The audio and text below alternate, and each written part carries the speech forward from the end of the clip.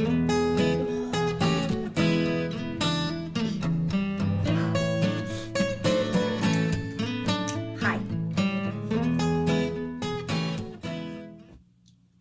I'm Julie. This is Stitching at the Cabin. It could be anything. I think it's January. It's probably the 13th, which is a Monday of 2025. I'm getting used to this whole 2025 thing. I know you want Alyssa. She's not here. I know you want a whip parade. Haven't done it yet. She was supposed to come over yesterday, so we could do that. A lot has happened. We'll talk about all of that today, but it didn't work out, and I don't know. I may be doing the whip parade alone. I'm going to try to do it this week. No promises, but I'm trying. If you like stitching and that's all you want to watch, this is not the episode for you. You want to skip on to that whip parade one whenever that comes, or go back to an older one. But today is just life. There was too much life that's been happening, and I needed to just get that part all out, because nobody wants to sit through, an hour and a half whip parade or whatever it's going to be of just the stitching, and then sit for another hour to listen to what's been happening in my life, or whatever this turns out to be. So I'm sharing this. You are not obligated to watch. I'm just going through life. As always, I will include pictures of anything that I talk about that I have a picture of. Warning, we are going to talk about some really awful things, one of which being a death, and I will probably cry. I'm hoping not to. I've been trying to toughen up with that so that I can just sit here and sob, but it could happen. You might also tell my voice is a little off. I'm trying not to catch cold, but it's been like 4 days. I feel better, but my nose will still occasionally do something. It really hasn't been bad. It's basically if I sneeze. If I sneeze, then my nose runs, I blow it, and then I'm okay for a while. But so let me get the really difficult thing out of the way first. So we lost Kona. Kona died before Christmas. I haven't wanted to talk about it at all. It's been incredibly difficult. Kona is a Solomon Island eclectus. She's a parrot. I'm sure that I have a picture that I've probably put in here. I don't know why she died. I am the one that found her. Like I said, it was really unexpected. It was, Taco, the Chihuahua, had died in February of last year, and that was so hard for me. He was my stitching buddy. He was my everything. He was on my lap 24 hours a day, 7 days a week. He was 18, but I think we had him for 15 or 16 years. But I knew he was dying, and I knew for like the last 3 years of his life that he was declining fairly rapidly, and that it would be any time. But I got the opportunity to say goodbye, say all the things, to love him, to hug him, to, make his last moments it's not pleasurable, but as safe and comfortable and stuff as I could. And I really struggled with that loss. And then I went downstairs one morning to feed the birds, and Kona had died. And it was so unexpected that I didn't believe it at first, but there was no way she was going to look like that if she was alive. For the last couple of years, she wasn't really feeling great. She started out having like toe taps. She would tap her toes. And I took her to the vet, and they said she's fine. They did blood tests and stuff. They didn't know what it was. Basically, we tried changing the diet. We did all sorts of things. They didn't know what it was. Then it moved on to having like leg spasms when she was like standing and trying to walk and all that. To the vet, I sent them video of it. They said, we don't know what that is. There's not really anything we can do. Blood tests, they didn't know. So then it progressed to she would chew on one of her legs to the point where it was bleeding. And so we would take her in. I've taken her to more than one vet, but one that had like no clue about anything. The other one had at least seen this before, but didn't know how to treat it. So I taken her to the vet, and he said, yeah, I've seen this. It's really only in eclectuses. I don't know how to treat it. We don't know what causes it. We don't know how to fix it. I've seen it way worse, but you know, so they would put a cone on her. We'd switch her to a smaller cage because when she had the cone on, she couldn't perch, she couldn't stand because the cone kind of got in the way. So she had to walk more flat-footed on the bottom of the cage.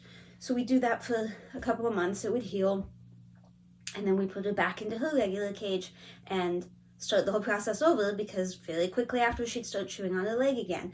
I think it was a nerve thing, but I don't know. I took articles to the vet of everything I could find. I did so much research. I reached out to people online that had seen it, and nobody knew how to treat it. So it was hard. She wasn't happy. We put on different medications. Nothing worked. She wasn't like miserable, but you know, she was not the happy chicken she normally is. She's not a chicken, but that's what I call all the birds. So a couple of weeks prior, she had started really chewing on her leg, and then her back. And I don't know, she's never chewed on her back before, so I don't know. It's like when they sleep at night, they tuck their little heads in, is where she tucked her head, and she was chewing on that. And so we found a different cone, because taken to the vet, at that point they were like, there's no reason to bring it in. We're not going to do anything for you. You're doing everything you can, so there's nothing. So my husband found a different kind of cone online. It was a softer cone, so it didn't like cut into the neck quite so much. I mean, it never cut in, but you know, it wasn't comfortable. You've seen like dogs wearing the cones. The same thing with a bird.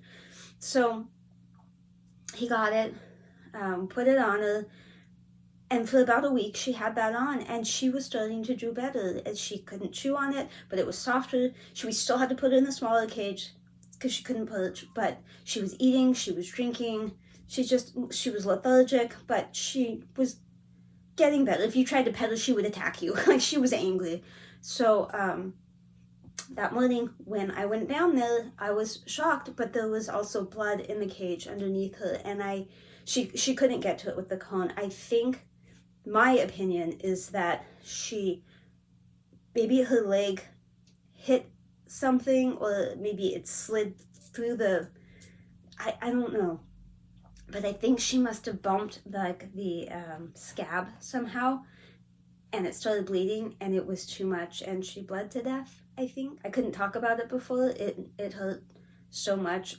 Very few people know. I have only told 5 or 6 people. It's different when it's such a shock like that. I didn't get a chance to say goodbye, and the other birds, they're okay. She was part of the flock. I'd say for about 2 weeks, they seemed sad, and one of them would say her name a lot, and he still imitates her noises, so sometimes it sounds like she's there. And none of us can handle moving the cage, so the cage is still in there with all of them. I changed the paper, and I changed out the paper and stuff, so there's no food or anything in there, but I still have those moments when I walk in and I expect her to be in there, and she's not, and it's really hard. But she was 9, which is young for a parrot, and I feel guilty. I feel like there was something I should have done that I didn't, but I don't know what that was.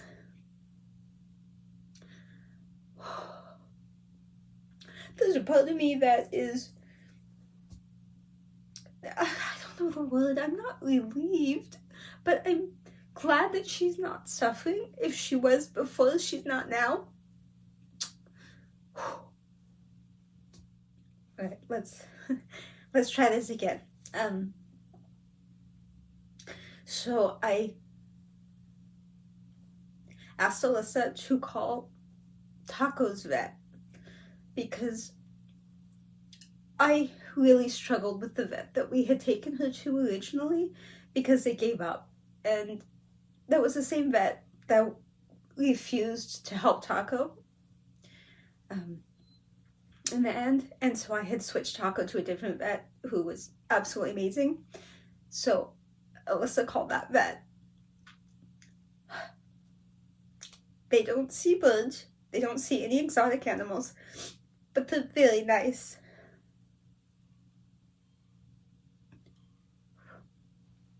And so we took her there, and they had her cremated, and we've gotten her back. We also asked for the band.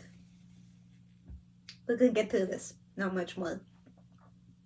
So I did get the band back that was on her leg, but they had to cut the band to get it off. So I took it to a jeweler and asked them to weld it back together. They thought they could, but then they called me a couple days later and said that they can't. They don't know what metal it is, and they're worried about damaging it because, it's sentimental. So they actually went and found somebody that can do it. So I need to, some time has passed now. They've had it for a bit, and just their hours are difficult for me. The days that they're closed and the hours that they're open. They're only open one day on a weekend, and it's like 10 to 2, which is fine if I'm here, but I haven't been here. Anyway, doesn't matter. The other one has awful hours too, and it's really far away, but I need to get that done. So I'm hoping maybe this week I can pick it up, and then maybe next week, I might have jury duty next week. Well, I mean, I do have jury duty, but I don't know if I'll get called in or not. Maybe I can take a day next week if Jacob's back. So much to figure out. Anyway, I want to get that welded back together because right now it looks really traumatic. I have pictures if I haven't already put them in. So I want to get that so it looks more like it used to. We have a little footprints and a little beak print, and I'm going to stop talking about this because I don't want to have to keep editing it out. I'm done crying. I'm done. That's that. So 2025 I was hoping was going to be an awesome year, and in some ways it's been. Other ways it's still been pretty bad. So let's just talk about my mom. So for those of you who've been around a while, you know that my mom was diagnosed with cancer, triple negative breast cancer, June 20th of 2023. It's been that long. She had surgery, not in this order. She had surgery, she had chemotherapy, she had a clinical trial, kind of chemotherapy, and so now we're waiting to start radiation. But the doctor had told her she could have her port removed if her last Signatera test came out negative, and she got those results a couple days ago, and it was negative. That means that there's no cancer in her bloodstream, like, because they do it through a blood test. They compare that blood test to the sample that they took, the pathology when they operated. I don't know the scientific details of that, but somehow they compare the blood to the actual thing, and they can tell if there's cancer in the blood, and there's not, which is amazing, awesome, wonderful news. Thrilled about that. She sees the oncologist tomorrow. I'll be taking her. Hopefully I won't have this cold then, but I worry less now because she's not immunocompromised. She hasn't had chemo for months and months, so her immune system should be just fine. But I won't lick her. I won't sneeze on her. I'll keep my distance. I'll behave. I'm really legitimately not that. I'm not sick. My nose just won't behave. Anyway, now this is from Kona. This is from talking about that. This isn't cold. Now this is just ugly cry snot. She's gonna start radiation. I don't know when. I don't even know when that next appointment is. I'm sure it's on my calendar. Oncologist tomorrow. We'll talk about stuff. She can get her port removed. She kind of doesn't want to, but she kind of doesn't want it. So I don't know what's gonna happen with that. I assume we'll talk about it tomorrow. If she keeps it, she has to get it flushed. If she has it removed, she has to have surgery. And I don't think she really wants to go either route, but she's gonna have to pick something. I'm just thrilled that she's doing well, and I hope the radiation isn't too tough, but I do hope it gets started soon because I don't want anything that's there to grow. Since we're on the topic of cancer, I can't remember when I saw you last. Based on the pictures on my phone, I think it was December 21st-ish. I'm not sure. Christmas was pretty miserable. We were all just so upset. we didn't even decorate the house. I mean, the day itself was great. We saw family. Everybody came. My mom, my sister, her husband, Alyssa and the kids. Jacob had to work. That was wonderful. But it didn't feel like a Merry Christmas this year. Anyway, we're supposed to be talking about cancer, not Christmas. So, excuse me, when I had talked to you before, I don't know where things were with me with the biopsies, but I had initially 3 areas biopsied, 1 shave biopsy, 2 punch biopsies. I'm doing this, but one's here and one's on my leg, actually. And the one here and the one on my leg, had been abnormal mole, basically dysplastic nevi, I think they call them. And so I had to go back. I had to wait for them to heal, and then I had to go back and have them cut again so that they could get clear margins. So I did that, and it turned out the margins were clear the first time. I don't know if nobody checked. I don't know. So I had that done.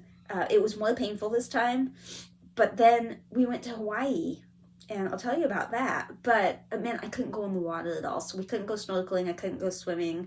I couldn't prance through waterfalls. But it was still a great trip. I'm just relieved. I got the stitches out the day I got back. And the nurse guy, he was really funny. He realized I was going to have a gown, I guess, because of where they are. So he's like, I'll step out so you can change. And he's doing all that. And I was like, you know what? You're going to see me again, all of me, in just a minute, so you may as well just stay here. He was like, great. So then he went over to the computer and did stuff while I changed. And I mean, it's awkward to change with someone in the room, but it's even more awkward to me to have them leave, and then you're worried, are they going to wait too long? Are they going to walk in while you're in some awkward position changing clothes? Like, just stay. This is the second time I've convinced them to just stay. You're going to see it all anyway. That doesn't matter if you see the disrobing process. Probably not. The medical people, they don't care. So while he was doing that, I mentioned to him that I wasn't, well, he asked me about something about aftercare or whatever, and I said, well, I'm supposed to put Moderna on them, but I don't really know much about it. And so he was kind of asking me questions, and I was like, I don't know. I was too scared to ask her. And he's like, what do you mean you were too scared to ask her? I was like, well, she's really not nice, and then she's really nice, and I don't know which version I'm going to get because it changes so fast. It just makes me uncomfortable. He like whipped around. He was like, is it Dr. Blah? And he said the name, and I was like, yeah. And he said, I thought she had a personal thing against me. He's like, but she's doing the same thing to you. That kind of made him like feel better. They made me feel better. It wasn't just me. You're like, she's just like that, apparently. So I actually felt better about it. But anyway, I think I just get checked like every 6 months now or something. I'm not super concerned about it, but it is still, I don't like it. This one's not bad, but this one down here still hurts. When he took out the stitches, it started bleeding, and it was surprisingly painful taking out those stitches. I wasn't expecting it. Like, I didn't cry out. I didn't, I'm not a total wuss, but I was like, oh, in my head, I'm like, ooh, that's uncomfortable. I don't like that. One of the stitches like broke, and he had to like tug extra. He kept apologizing and wiping up the blood. I'm so sorry. I'm like, it's okay. It's okay. So that was done. I did have a mammogram today.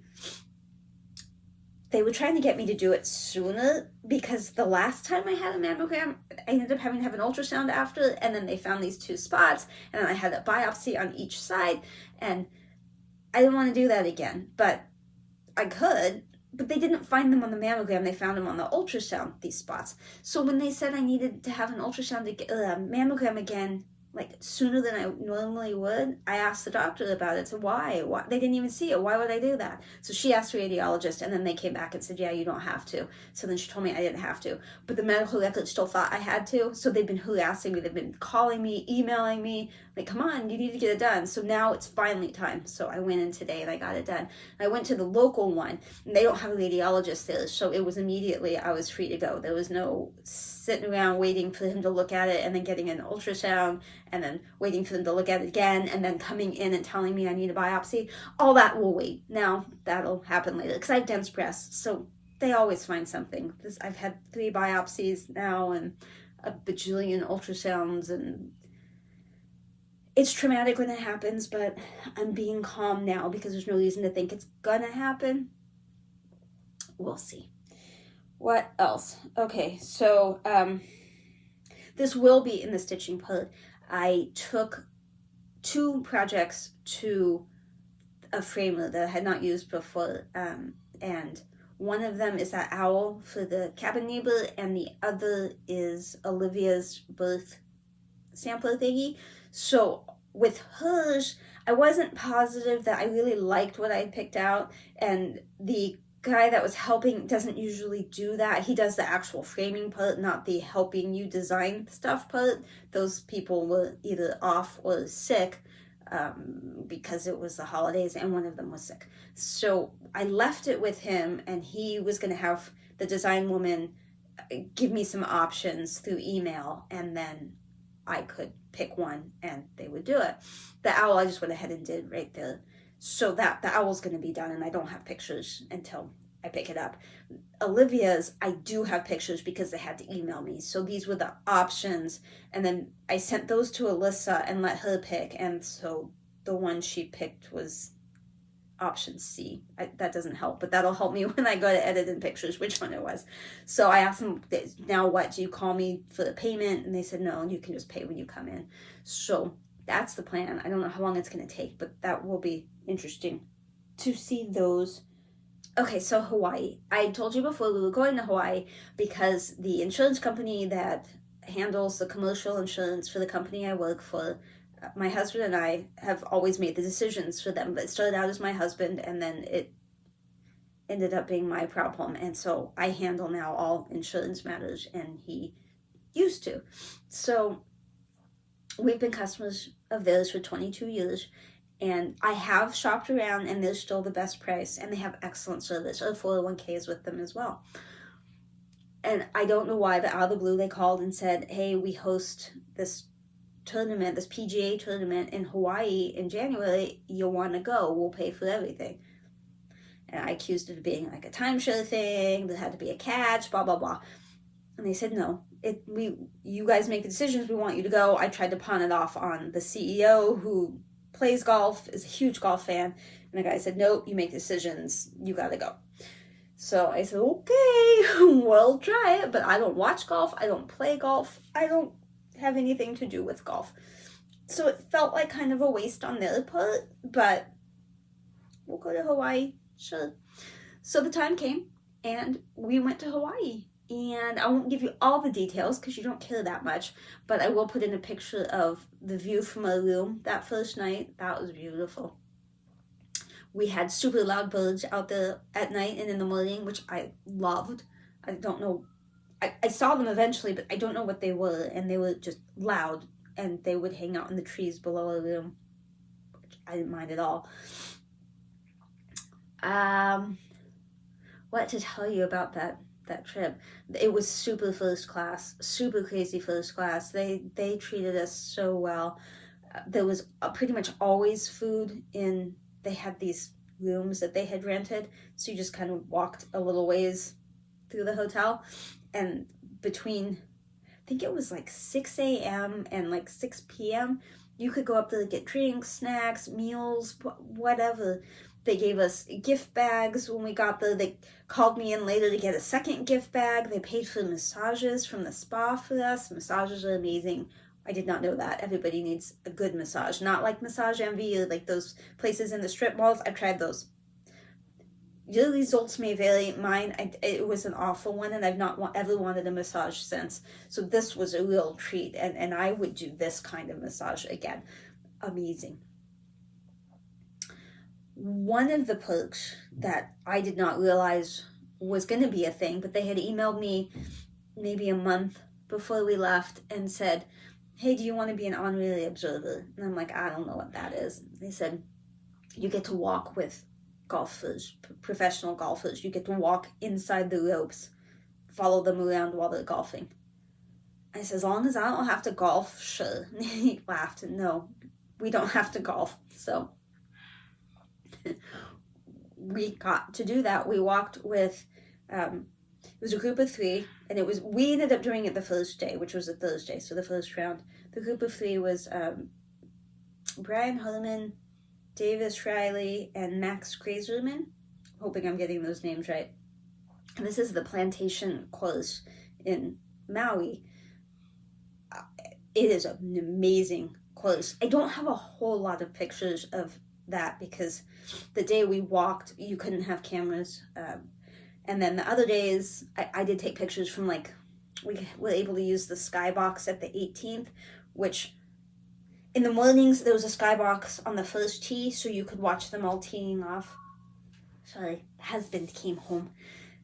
What was I saying? So, yeah, the first, the skybox at the first hole, you could watch all the golfers teeing off at the tee times, and then that one was hard for me because they'd smack the ball and it would go flying, and 9 times out of 10 I couldn't see the ball. Then people would start clapping when it landed, and I'm like, did it land? Where did it land? Oh, yay, you did good. Ha! I don't have any idea. But the 18th hole, here's my golf knowledge, the 18th hole had a skybox, and you could see on one side the 18th and on the other side the 9th, depending on which side of the box you opted to stand or sit at. They always had food and drink and stuff up there, which was also very nice. I enjoyed looking at the 18th because that's where everybody ended, and so you're looking at the area with the hole and you can see the ball. I ended up getting addicted to watching golf that weekend. But anyway, I digress a bit. We were scheduled to do the honorary observer thing. I think our tee time was 10:15 Thursday morning, and they wanted us there an hour early, and we thought we were going to get these great instructions, and we did not. We knew nothing about what we were doing. They didn't even give us the right credentials when we checked in, so we ended up having to go back. Whole thing. Not a big deal, but they gave us shirts and hats that we had to wear, so it was like a purplish shirt and a white hat, but they hadn't told us in advance about that, so I didn't have many things that were appropriate for being on the golf course. They were much stricter about what you wore on the course versus what you could wear in the skybox, so I had to wear long, like, black pants, because that was all I had that would work, because they wanted the skirt to be at least knee length, and I didn't have any skirts that were knee length other than, like, flowy, like, maxi dress kind of skirts. So I ended up wearing pants, because you can't wear denim either. You can't wear jeans. You can't wear anything like cargo, no cargo pants, nothing with, like, pockets like that. So really limited. I wish I had known in advance. Doesn't matter. I slathered up with sunscreen. We took the shuttle over. We sat at the first tee box for a while and watched. And then when it was our turn, we went to the first tee thing. We met the photographer and the MC. He introduced us to the crowd, said we were the honorary observer for this group, said our names. People clapped. It was so weird. And then we walked back. They took pictures of us. I have a picture, which I probably put here. That was us right before we started walking. And then one of the caddies actually came over and shook her hand and welcomed us and all that. Everybody else ignored us. So they teed off. We trounced after them. We were walking with the scorekeeper. We finally caught up to him. We were walking with the scorekeeper, and he said, "Do you know what you're doing?" And we're like, "No, they didn't tell us anything." So he kind of had to babysit us in the beginning and tell us where to stand and what to avoid. And, you know, you don't want to be in this spot because you could distract them. If they're going to hit, you have to hold still. Don't make any noises. Don't take pictures, you know, whatever. And we also walked with the people, they were kids actually, that held the score. So it was all three, and then they have the... Let me tell you, though, that they had warned us it was a challenging walk, and we knew it would be a challenging walk, but they also told us if you want out, you can leave at any time, but once you leave, you can't come back into the ropes. But also, if you're gonna leave, you probably want to do it around the 9th hole because you're already back where everything is. If you wait, there's certain holes where there's no point. I think they told us like 14, 15, 16 out in that area. There's no point in saying never mind and coming back because you're already so far out. It's gonna be the same amount. You may as well just finish it out. So we figured it's hot, you know, it's like 80 degrees in Hawaii, but it's a nice breeze. And I'm wearing all black and, you know, long pants and you know, we're not in the best shape. So we're kind of like, we'll probably ditch out at the 9th. We said that to each other. We didn't tell anyone else. We're just like, yeah, we'll probably ditch out at the 9th hole. But let me tell you about this golf course. Besides being absolutely stunning, there are only a handful of courses where apparently golf carts are allowed on certain holes. Otherwise, you have to walk the entire thing. This is one of those courses because there are some spots that are so steep, and there's spots that are such a long walk between holes. We didn't think we were going to have access to those carts. So I was asking before we got out there, like, hey, what do we do? How are we going to catch up to them? Because if they get carted off, they're going to whoosh to the next hole and start playing. And it's going to take us, 20 minutes to catch them. And by then they're going to be at the next hole. How do we ever catch up? And they're like, wow, nobody's ever asked that before. We don't know. Duh. So we're like, whatever. So we get through the first, the second, that third, we're moving along. It takes a while. I learned a lot, a lot of stuff I didn't know about golf. You kind of learn when you're standing there behind the golfers watching them. I would say it was probably, I don't know, maybe it was the fourth hole when the first golf cart experience came up. And we were standing there looking, and we could tell by the way the golf carts were lined up that they were going to be going. So we kind of thought, this is really a steep hill. Like, this isn't going to be fun. And that one was totally in the sun. This is where we're going to lose everything. But then somebody walked up to my husband, which is one of the guys that's kind of manning the ropes, and he called him over, and he's like, hey, did you know that you can take the golf carts? And we're like, no. He said, yeah, they're going to take all the golfers and the caddies and all that up, and then they're going to come back down, and then they'll get you and the scorekeeper and the kid holding the sign. So we're like, awesome. He's like, just stand in the shade, because there was shade on the side. He's like, when this is done, just go stand in the shade, and they'll come back for you. And they did. So I was chatting with the woman that was driving the golf cart I was in, and I was telling her that I was, terrible at golf, and I was so worried that we weren't going to be able to keep up with them. And she was laughing. She's like, actually, there's 4 places where you're going to be able to use the golf cart, because we didn't know at that point that there were 4. She's like, there's 4 points where we'll drive you, and they'll drive you for all of them. So I was like, yes, you guys are the best people ever. At every tee box, they have a cooler, and they told us that we could go into that cooler and get drinks. There's Gatorade, water, ice. We could do that, just not to be all about it, pick a good time to do it. Don't get in anyone's way. Don't make a big deal. Just do it. There's apparently also porta potties. I saw some. They say pros only on them. I think we could have used them. I didn't need to, thankfully. I was worried about that. In fact, I hardly drank anything at first, because I was like, I do not want to be the one that has to go to the bathroom and then get us kicked out or, cause any problems. And the golfers, as soon as they hit the balls and the walking to the next, they go. They walk so fast. Everybody goes. And you're trying to catch up. Even the scorekeeper was kind of slow. He had sciatica. Poor guy. But he had to walk it every day for 4 days in a row. I was relieved we only had to do it the one. So we did the next few holes or whatever. We got carted around, but actually it wasn't golf carts. The next one I think was a van. It was a row of vans. And so in that case, there were enough vans, there's enough seats in vans that we could all go at the same time.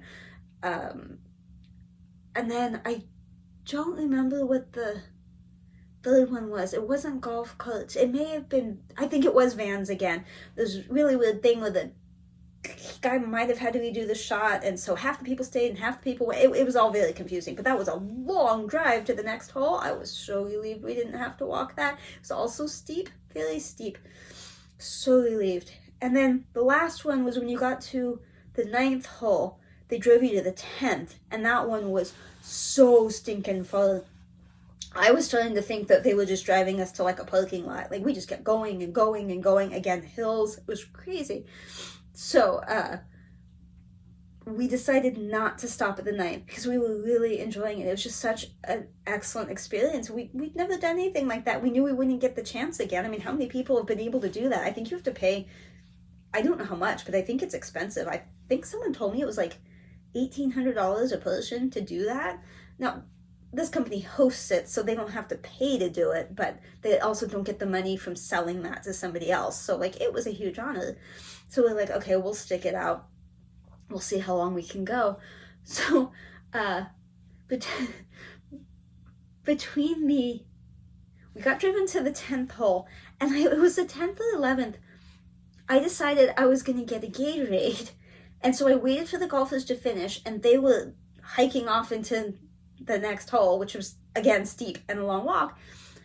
And so I went up to the cooler, I got the drink, I turned back around, my husband waited for me. When we started walking, well, the guy and his caddy were standing there having an argument about whether or not the radar had been right, and if he'd hit it where he was supposed to hit it, and was the caddy right. He was like basically accusing the caddy of being wrong, and like it was kind of a heated argument, and they had stopped to like yell at each other, and we had to stand behind them because we were told to always stay behind the golfers. Plus they were taking up the whole road.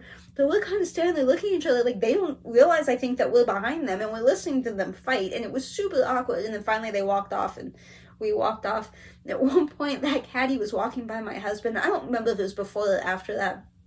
I think it was before that, actually. The caddy had walked by my husband because we always stopped to wait. So we stopped, and as he walked by, he turned to my husband. He said, "Did your boss ever yell at you?" It cracked us up. That golfer was not nice to his caddy. I was not impressed with that guy. I liked the caddy. In fact, that was the caddy that had said hello to us and shook our hands in the beginning. I liked the caddy. Didn't like the golfer. Anyway, so at the 9th hole, they changed out the kid holding the sign with one that wanted to be there more, but she really struggled. She had problems with her sunglasses. The lens popped out. I had to carry the water for her for a while. My husband fixed her sunglasses for her. The wind was blowing, and the sign's like a big like sail. I mean, it's not cardboard. It's more plasticky than that, but like it's big, especially in comparison to these kids, and they're like trying to whip her around, and I had to hold it for her at one point. I told my husband, I was like, "Look, I'm holding a sign. How many people get to hold the score thing? I mean, people do honor the observer, but does anyone really get to hold the score thing?" Sorry about that. My husband, that was my son. That was not my husband. My son was trying to make like iced tea, but he's using a green tea that had like matcha in it, and he had wanted me to try it, and I had forgotten to try it, so he brought it in. He didn't know I was filming. Anyway, so I think I told you the guy was yelling, whatever. So we did make it all the way to the 18th. There was a backup at the 18th, and we stood there so long, and I thought my feet were gonna fall off. I was in so much pain. I considered just laying down on the ground, but I figured golf etiquette is don't sit, don't lay down, just act like everything's fine. Everybody else looked fine. I just assumed everyone was fine. Found out later nobody was fine. Well, the golfers and the caddies might have been, but the rest of us not really fine. We just all faked it. So we had to wait forever before enough people moved that we could go down to the fairway. That thing was so steep, I thought I was going to crack an ankle and just roll down the hill, which would have probably felt better than standing because my feet hurt. In fact, I had to hold on to my husband to get down that hill. It doesn't look that steep. If you watch the golf channel, ESPN, any of that, and you watch the plantation course, you're like, that doesn't look that bad. Go walk on that plantation course and tell me you didn't like almost roll your ankle. But those things are so steep. So we get down there, they do their thing, they get the ball in the hole. I kept calling the thing a stick instead of a club. Not to them, they can't hear me anyway. So we stood off to the side at the end there, and that's the part where they were going to go out. And then we were going to go out and go up and eat something at the 18th, because man, I was hungry. The skybox up there. So we didn't know what to expect. We'd never seen anybody do this. So we're standing there, they all shake each other's hands, and then they're walking by us, and I think a couple of the caddies said, "Thanks for following us around." I know the nice one did. The golfers completely ignored us, never said anything, didn't shake their hands, didn't introduce themselves, nothing, except for one. Max Kraserman, he came over to us, he signed balls for each of us, including the scorekeeper and the person holding the sign, and both of us. And then he left, and that was amazing. I have a signed golf ball from, I think he's ranked 37th in the world, something like that. How amazing is that? So from that 18th skybox, you can see down, you can see the honorary observers, you can see all that. The rest of the 4 days that I watched golf, well, I guess it was 3 more days, that evening and 3 more days, we was part of the last ones back, so we didn't see much golf that day. But, I mean, other than what we watched when we saw the entire course, but the ones at the 18th hole, we didn't see a whole lot of. But, I paid so much attention to how the golfers treated the staff and the observers. Not everybody had observers, and some of them left earlier, so they didn't all make it to the 18th hole, but when they did, we watched. And I have a lot more respect for the golfers that acknowledge the people who walked that full 18 holes with them. That is not easy to do. And just had the common decency to say, hey, thanks, or hey, hi. Several people signed balls and gave them away. More often than not, they gave them to the scorekeeper and the person holding the score, and not the observers, but sometimes they did for the observers. I'm just telling you, if you're a PGA golfer and you're watching this, you're a psychopath. I don't know why you're watching this. But sign a damn ball, or at least acknowledge that they're there. Shake a hand, introduce yourself, something. These people, in most cases, paid a ton of money to follow you around. The least you could do is acknowledge that they exist. That was just over 6.5 miles we walked on that course. Uphill, downhill, uphill, downhill. It was steep. So that day, we took the shuttle back to the hotel, and I basically died. I just laid in bed. I had the worst migraine ever. I was so dehydrated because I kept thinking I was going to have to go to the bathroom. And so we had friends doing it the next day. I think it was the next day. And we actually ended up being on the shuttle with them that morning on the way there. And I said, listen, the thing that nobody tells you that they should tell you, drink as much as you can. Drink, drink, drink, drink, drink. You're not going to have to go to the bathroom. That sun is so hot, you're going to sweat it out. You are not going to need to use the restroom. I saw her after they made the full 18. She said, I thought of you the whole time and what you told me because I wanted to tap out. My legs and stuff hurt so much. And she's like a cycling instructor. She said, I sat down at one point and she's like, but I kept thinking to myself, you did it. If you could do it, I could do it. And, yeah, you were right about drinking. And anyway, it was a great time. If you ever get the opportunity, you should totally do that.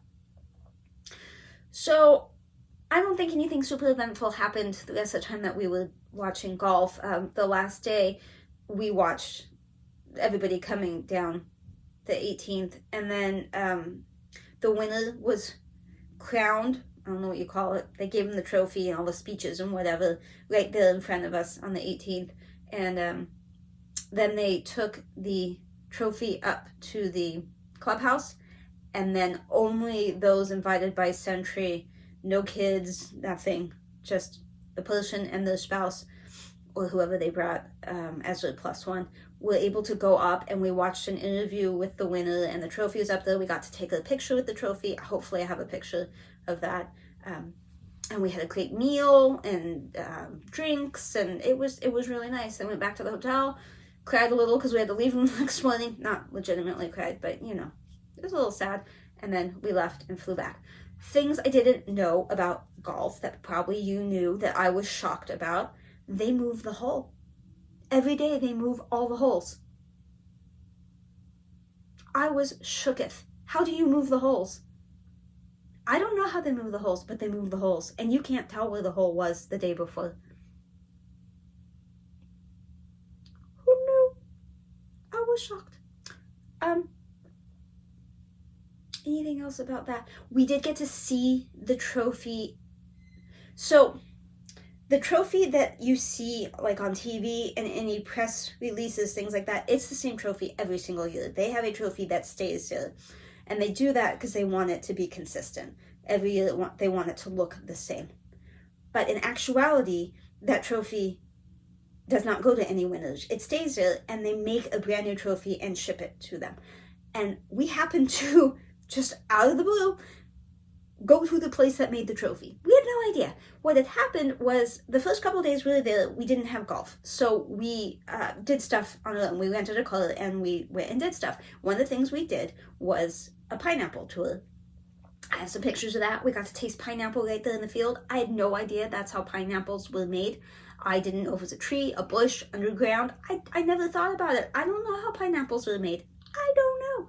So they made pineapples, and we got to drive through the field and get out in places and talk and learn and whatever, and he sliced them so we could eat them right there. They were delicious, and then we each got a pineapple, so it was a box with 2 of them in there, and we were able to travel home with them.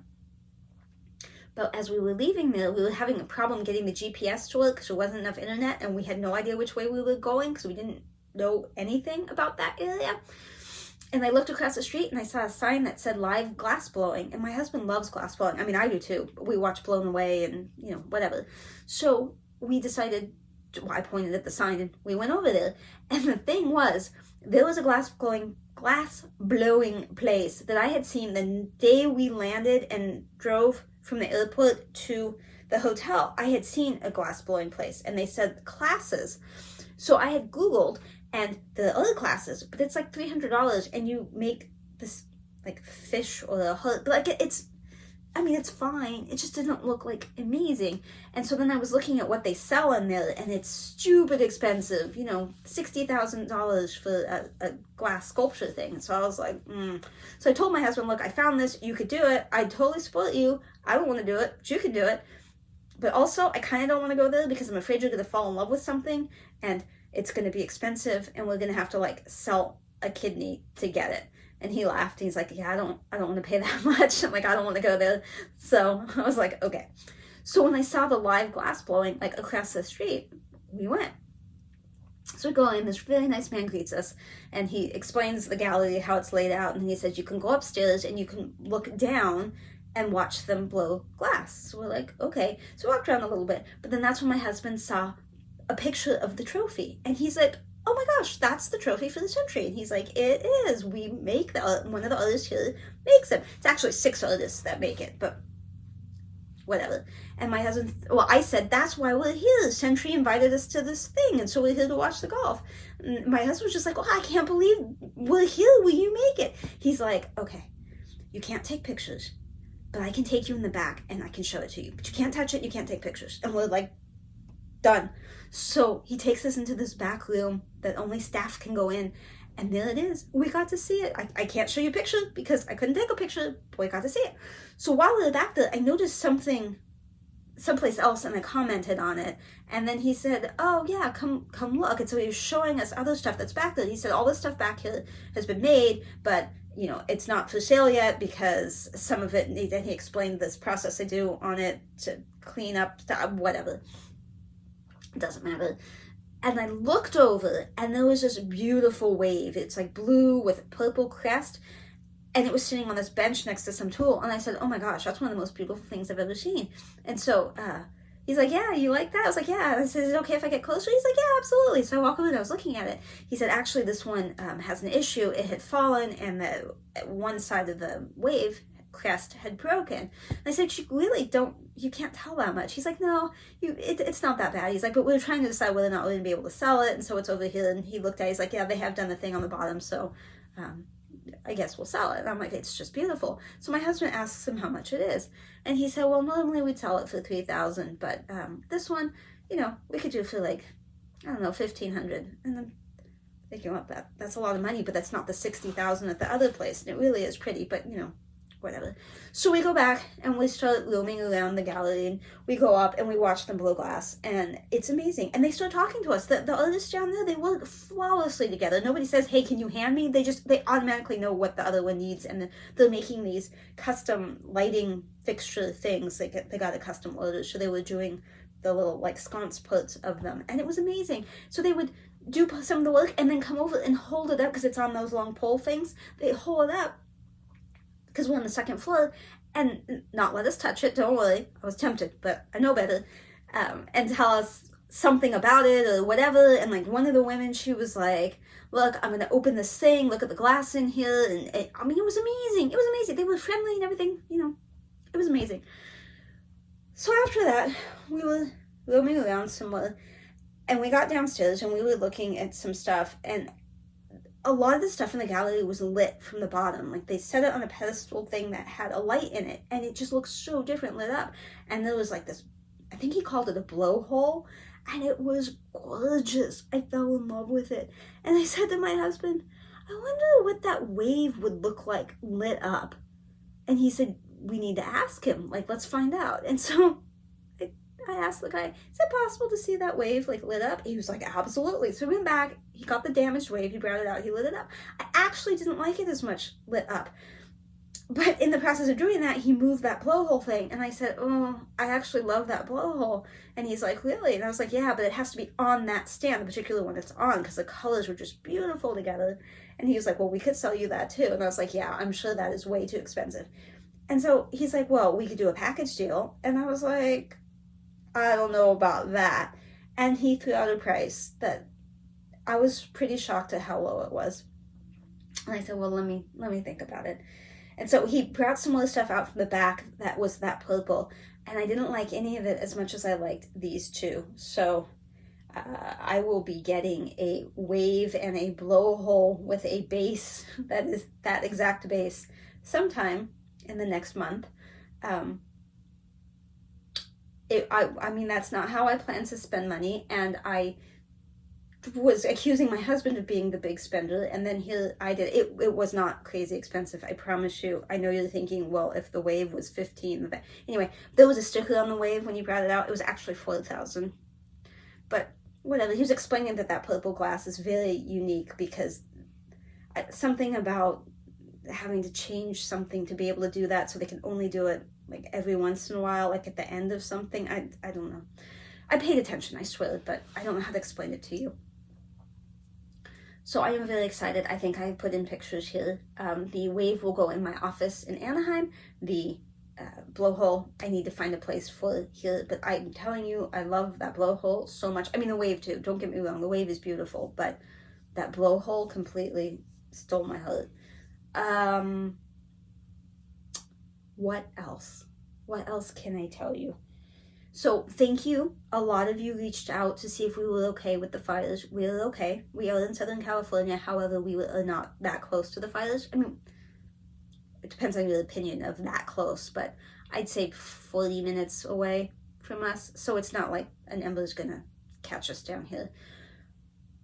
The big fear for us was that with the winds, especially today and tomorrow, with the winds being so bad, if anything ignites, we're going to be in big trouble, especially because so many resources are fighting those other fires. So that's what our fear is. But that was really, really devastating. Jacob's dad had already been put on a 3-day strike team, I guess you would call it. I don't actually think it's called a strike team, but like a preemptive strike team. So basically he was going to spend 3 days at a station. I don't think it was his station, but a station somewhere in LA County, because they knew the winds were coming. So Tuesday, Wednesday, Thursday, he was supposed to be basically on call in a station to go out and fight any wildfires or anything that would have ignited that day. And sure enough, less than an hour after Alyssa told me, Palisades fire started, and he immediately went out to that, and he has been there ever since. He's still going to be there, I think, all of this week and part of next week. So he doesn't come home at all. He's on a strike team. He works for 12 hours, and then he sleeps on the ground, in a hotel, in a shelter, in the truck, whatever he can find for, I think, another 12 hours, and then repeat. So he doesn't come home, nothing. So he's on that fire, and I think he was pretty frustrated because they're trying. They really are trying, and they wanted to save everything, and they couldn't, and it wasn't their fault. But I think it was frustrating for them. The hydrants went dry, different layers. I'm sure you've heard on the news. And I mean, if the hydrants are dry, what can you do? I know the pumper trucks could pump. I don't know if they can pump from the ocean, but if they could find water, they could pump from it. But, I don't know. It's amazing what they do. Anyway, Jacob got called to the Eaton fire. That's the one in Altadena. And he worked a straight 24-hour shift. He didn't sleep at all. It was just constant 24 hours. He said it's so creepy there at night because, all the power's out. It's dark, and you're seeing the remains of buildings, just odd shapes, just the skeletons of, like, chimneys and stuff, and spot fires, and so they would stop and put out any spot fires. He said they saved a building. He's positive it would have burned had they not been there, so he was very proud of that. He did a good job. He was able to come home after the 24 hours. He immediately fell asleep on the sofa, slept for a while, and then he got called back. I don't think it was the next day. I think it was the day after he got called back, and he has been gone since. I think he got to come home today for 24 hours, but their 24 hours was like 10 this morning until 7 tomorrow morning, so it's not really 24 hours. So he will be going back to work tomorrow, and then he won't be back until Friday at the earliest. And today, like I said, is Monday. So Alyssa was supposed to work today, but when she found out he was coming home, I was like, that's fine. Just cover while I'm having the mammogram, and then you can spend time with him. I know it's really hard on her with him being gone and just the kids, but on top of that, Edison keeps shutting down the power for them, not for us. But some people, I don't know how they decide. Some people get the power shut off for days at a time, and that happened to them. And so they were going to come stay with us over the weekend, but then it came back up, so they didn't. And that's why she was supposed to be here to film, but then she wasn't. So that's that portion. As far as people that lost their homes, it's devastating. It is incredibly devastating. And we do know people. One of the cabins, they had a home in Pacific Palisades. The cabins we are not allowed to live in full time. So everybody that owns a cabin also owns at least one house someplace else. And I don't mean to be like at least like all elitist. We only own the one house in the cabin. We are not in the same tax bracket as some of these other cabin owners. Some of them own multiple homes, and they happen to be one of them. They have a place in Pacific Palisades. They have the cabin, and I know they have at least one other house. Anyway, that home completely destroyed. I would show you the picture, but I don't have permission to, but you could see the before and the after. I have spent the night at that house. I've been in that house multiple times. It had this gorgeous roof deck that looked out over the ocean. It was an amazing house, and I'm sad for them that it burned down. There's another cabin owner. They live in Altadena. They were evacuated. Their son is a firefighter, but he was off duty because he had a back injury. And when he heard, he came out. He drove. It was a long, long drive. He drove all the way out there, and he fought that fire with a garden hose. He said there were no fire engines available, and the hydrants went dry. And the only thing that saved that house was him. The houses around it burned. The ones across the street burned. Theirs is still there. Unfortunately, they can't go back for 2 to 3 months. So they're waiting to have all that infrastructure restored so that they can go back. So they're staying with family this week. They're going to Arizona family next week. And then they wanted to stay at the cabin for a few weeks after, but we have snow right now, and we don't know if more snow is coming, and they don't want to get trapped in the snow. And then yet another homeowner, cabin owner, one of them, her house is fine. It wasn't even anywhere near it, but she has been without power for, I think it was 3 days last week, and then they took out the power again today until Thursday because of the winds. So it's going to be 3.5 days this week and 3 days last week, and she had just cleaned out the fridge from the last time, and then it went out again. They have threatened to turn others off, but they haven't done it. We have solar, so we'd be okay during the day. It'd just be nights. That would be harder. And we have the power walls, but it doesn't get us through the night, so we'd have to be more careful. But at least we have something. Anyway, the final cabin owner that I'm thinking of, they have 2 kids, and one of the sons and his wife, they lost their house. I assume it was Pacific Palisades. I don't actually know where they lived, but super sad for them. So we do know people that it affected, but we're lucky enough to be away from it, and I feel guilty about that, but at the same time I'm thrilled because how often do I show you pictures of fire and how it's coming towards the house or the cabin? Like, I've had my share of being in the danger zone, and not that I want anyone else to be, because I don't. I'm just really relieved it's not us this time. And that one was bad. I mean, I look at the maps and stuff when I see a fire start, and I think, oh, it'd have to burn through all these neighborhoods. That's never gonna happen. And then it happened, and I just don't even know what to say about that.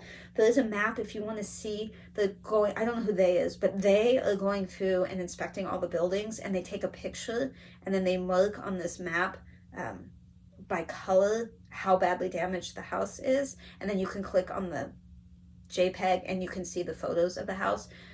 I think it's something like la.recovery.gov. something along those lines. I'm sure you could Google and find it. I'm pretty sure on Watch Duty they had linked it at one point. There's one for Palisades and one for Eaton. I should have done that the other way. Palisades and Eaton. They're not done, but you can go through and see. It's pretty disturbing, but I really feel for all those people. So it did get windy again today, and a fire ignited about an hour ago closer to us, but it's still pretty far away. I'm hoping to get it out. I haven't checked since I started filming, but I haven't gotten 1,001 notifications, so I'm guessing it's okay. I have it set to notify me. And then the last thing, and I'll leave you be, is we went to the cabin this weekend, even though we probably weren't supposed to because they closed the forest again because of the fires. But we kind of figured it didn't count because we have the permission to be there after the last closure. Anyway, we're not going to go start a fire, and the ski resort stayed open, so we should be fine. Anyway, and we were fine. We were there. But there's a spot where you exit the freeway, you go up this off-ramp, and then there's stop signs up there, and then you take this other road. Well, we got off, and we were coming up the off-ramp, and all of a sudden I screamed. My husband started honking. This car turned, we're here coming up the off-ramp, it turned and started coming down head on towards us. There was nobody in front of it, just this car coming straight at us. It was terrifying. Thankfully she stopped, but it took a long time to get clear enough to back up and then go the other way. It was crazy. The scariest thing I've seen in a while.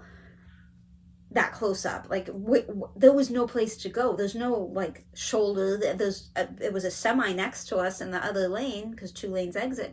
What are you supposed to do when a car is coming at you head on? You can't back up. There's cars behind. It was awful. It was awful. Thankfully, it was slow enough speeds. We probably would have survived, but there definitely would have been damage. So, not fun. I don't ever want to have that happen again. Okay, I would be shocked if you're still here, but if you're still here, thank you. I will fill a whip parade whenever I can. This should go up fairly quickly because it's just going to be dropping pictures in, and that's not a big deal. I don't know what I forgot to tell you, but that's what I wrote down to tell you. I hope everybody's okay. I hope none of you are in the fire zones. I think there's horrible weather all across the country. I hope everything's okay. I hope everyone's healthy and happy and whole, and 2025 is treating you well. I'm still waiting for my fabric, so I can't start the HAED sale yet. I have done a lot of full coverage. I do have new starts, lots to show you. This whip parade isn't going to be I'm going to show you, look how much I did in the last week. It's going to be from the beginning of the year to this. But if I remember, I'll tell you, hey, I worked on this one. But we'll get to that in time.